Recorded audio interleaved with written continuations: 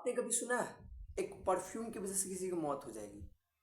कभी सोचा भी होगा कि एक परफ्यूम जो कि हम अपने बॉडी पार्ट पे लगाते हैं उसकी वजह से कोई मर गया? तो ये कहानी उसी के ऊपर है, एक किस्सा है जो कि हो चुका है।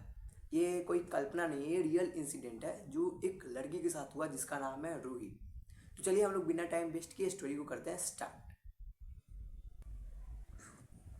तो ये कहानी है एक रूही नाम की लड़की की जो अपने पापा मम्मी और भाई के साथ अपने गांव में रहा करती थी और वहाँ के एक लोकल स्कूल में पढ़ा करती थी।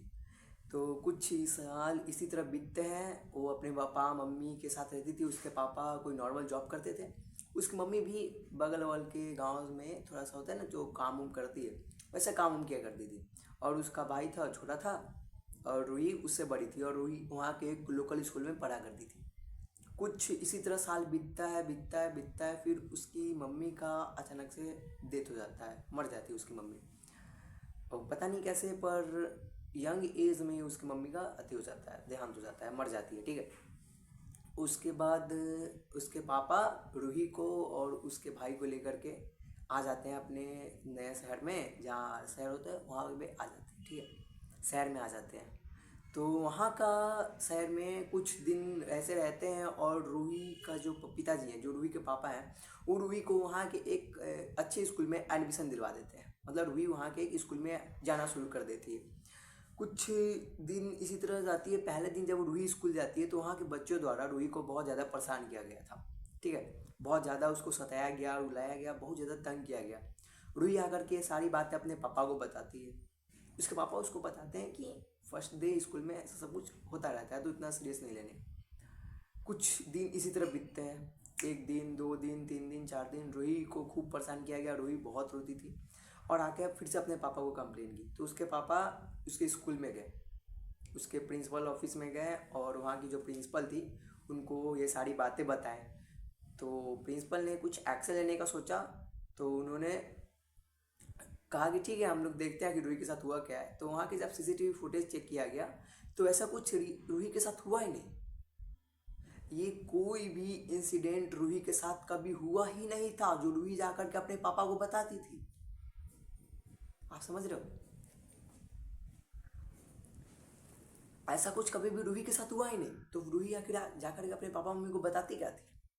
बाद रूही के पिताजी घर पे जाते हैं और रूही को बहुत डांटते पीटते हैं और बोलते हैं कि तुम मुझसे झूठ बोल रही थी, ये वो। तो रूही बोली, नहीं पिताजी, मेरे साथ तो ऐसा सब कुछ हुआ है, मैंने कोई भी बात झूठ नहीं कही है।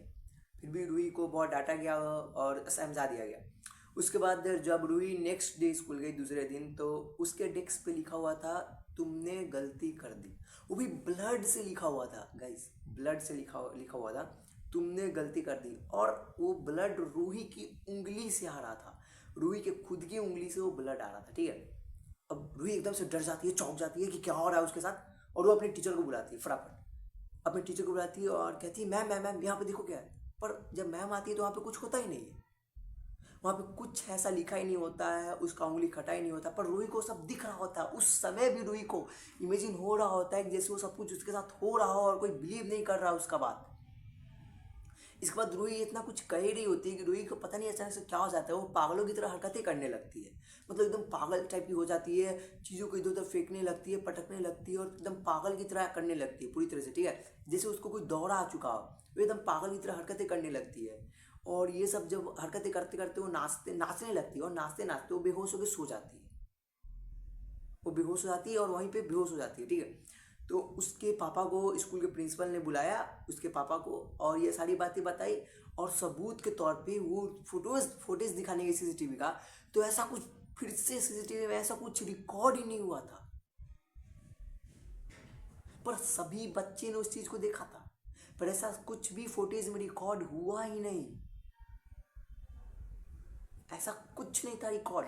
उसके पूरे टीचर का हालत खराब हो गया कि आखिर ऐसा हो क्या रहा है। दो बार से ऐसा हो रहा है, जो रूही का कोई भी घटना हो रहा है वो सीसीटीवी में रिकॉर्ड ही नहीं हो रहा है गाइस। उसके बाद ये सब बातें हो जाती है। उसके बाद ये सब बातें हो जाती हैं। उसके बाद क्या होता है कि रूही घर पे आती है। रूही का एकदम तबीयत खराब हो जाता है, बहुत ज़्यादा उसको बुखार वुखार हो जाता है और रूही पागलों की तरह हरकतें करने लगती है घर पे भी। एकदम पूरी पागल की तरह हो जाती है, पूरी पागलों की तरह हरकतें, सामान इधर उधर फेंका फेंकी सब कुछ करने लगती है। रूही के पिताजी बहुत डर जाते हैं और रूही को एक तांत्रिक के पास लेके जाने का फैसला करते हैं। सोचते हैं कि इसको एक तांत्रिक से दिखाया जाए, और वो रूही को एक तांत्रिक के पास लेके जाते हैं। और वो तांत्रिक कोई आम तांत्रिक नहीं था, वो शिव जी की आराधना करने वाला तांत्रिक था, ठीक है। उसके बाद रूही को लेके जाते हैं, और वो तांत्रिक रूही को देखते ही बोलता है ये रूही है ही नहीं। और मजे की बात बताऊं, वो तांत्रिक को पता ही नहीं था कि वो दोनों आ रहे हैं और ये रूही को लेके आ रहे हैं। वो तांत्रिक उसे देखते ही बोलता है ये रूही है ही नहीं, जबकि तांत्रिक को पता ही नहीं था कि इसका नाम रूही। समझ रहे हो ना? तो यहाँ तक किस्सा आ जाता है।